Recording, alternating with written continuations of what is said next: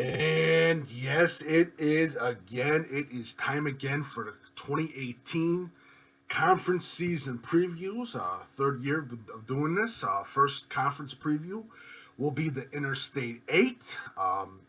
Big news, as is. Uh, no surprise. Westmont and Seneca are out of the Interstate Eight, and more changes to come, of course, towards next year. This is Coach Big Pete by the way of DeepDishFootball.com and Weeming Report. Be sure you follow Coach Big Pete and Deep Dish Football on Twitter, Facebook, and Instagram. Also, my email is CoachBigPeteFP@gmail.com. I'm sorry, CoachBigPeteFP@gmail.com. CoachBigPeteFP@gmail.com. I keep forgetting that. Sorry. All right, as again, season conference previews, and I say this every year. Again, predictions and all that stuff don't matter. This is for fun, and this is out of request. You guys request me to do these conference previews. I understand. If you use this as a thing of motivation for you as a player, go ahead, be motivated. I'm a hater and all that other stuff.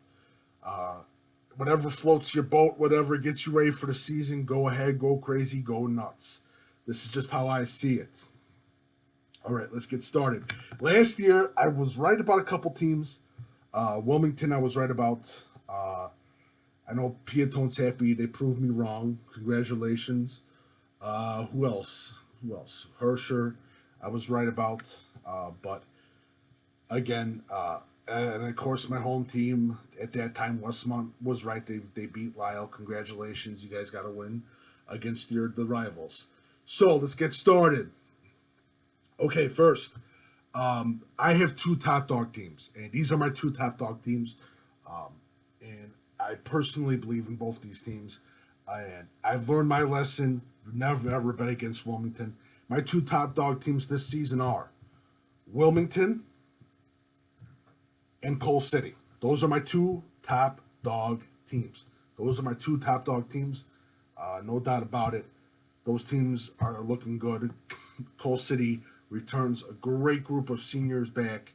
Wilmington, great athletes. And again, discipline. We're talking about two teams. This is Interstate 8 football at its best. Discipline, scheme, football. Simple as that. And Coal City and Wilmington has that. For Wilmington, Connor Dempsey, senior quarterback, plays on the defense. He's a hell of a player, very talented, is going to get more looks by college coaches. I'm really impressed with the kid. He does it all, Connor Dempsey. For Coal City, where are you? I'm trying to find you, Coal City, in my notes. Connor Skubik, junior. Is going to be a senior. Sorry about that. Max Arias, who's going to be another senior. Max Arias, defensive back. Skubik's another talented player for Coal City Colors. They also have Hutchings. I'm forgetting his last name. They have another player too, and he's going to be playing baseball in college, but he's again another athlete. And like I said, if you look at Coal City, you look at Wilmington, you look at two strong histories of football, but also wrestling. And Wilmington, again, great group of wrestlers. And Coal City, great group of wrestlers and multiple sport athletes. All right, so let's get to the middle of the road teams. My middle of the road teams are, and this is a surprise team for me, Plano. I really do think Plano is fully reloaded again.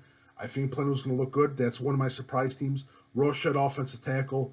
Terry Jackson, athlete, running back. Isaac Lazant, wide receiver, very, very, very, very fast type of kid. Hersher graduates some kids. Matt Dorsey, and these teams are not in order or anything like that. Matt Dorsey, wide receiver, defensive back. Jurgen, they got there's another younger kid, Tellen Jones, who's another guy that you got to keep an eye out for. Where's my other one? Lisle High School, I have as a surprise team because they have a great group of players returning. Kevin Pez, Lyman Sr., Jay McGrath, a quarterback athlete, Aiden Lombardo, quarterback, athlete. Lisle looks good. Lisle looks really good. I think they can be a surprise. Next one, Mantino, Anthony Lopez, wide receiver, fast, quick kid. Shane Warren. They graduate a great group of players. Defensive lineman. They graduated their wide receiver Brandon Steele. So it's gonna be a year to look out for in Mantino wise. Sort of a not rebuilding, but again, get more talented players. I'll be looking out for Mantino on the 7-on-7. It should be very interesting. Next is Piatone. Again, they graduate a bunch of players. Another guy to look out for, Carlos Carcianas, defensive line to look out for. Just looking out. Reed, no. Streeter, Kobe Webb, wide receiver, defensive back. Streeter, again, middle of the road team, doing a great job. What Hazlitt has done for Streeter and what he will do, again, I said this, he's still building up Streeter. Sounds like they got a great group of freshmen coming in for Streeter High School. And again, even if they get to that 5-4 mark or 4-5 mark, it's still a winning season for Streeter because that program is going to be something in a couple of years, like I said last year. Talked about Coal City. Reed Custer. I have Reed Custer as my bottom team. I really do think that if they have a new coach, if they can get something working, it'd be very interesting. But they do have the players. Gavin Harrison, defensive tackle. Josh Loomis, quarterback, athlete. Definitely guys that you want to keep a very, very good eye out for. Sandwich football. I have them as a middle of a road team. New coach, new type of offense. Dylan Bombeck is going to be a great athlete for the Sandwich Indians. Again, Sandwich is a team you want to keep a very good close eye out for in the coming years as they go back to their old offensive ways. It's going to be an interesting season for Sandwich. I don't think a lot of people are going to be used to it.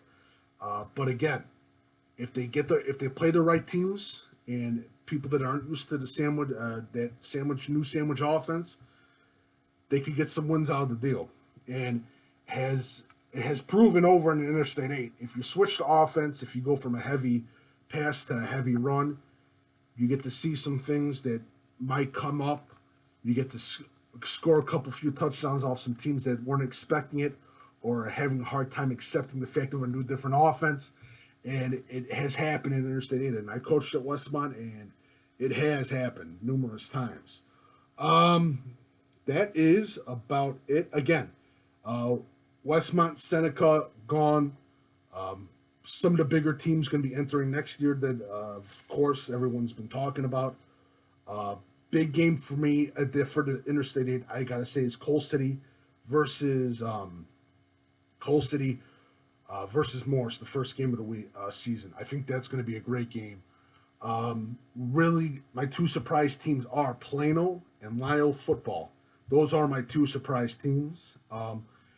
Piatone, they graduated some players, but I believe Coach Talley's got that team ready for another great season.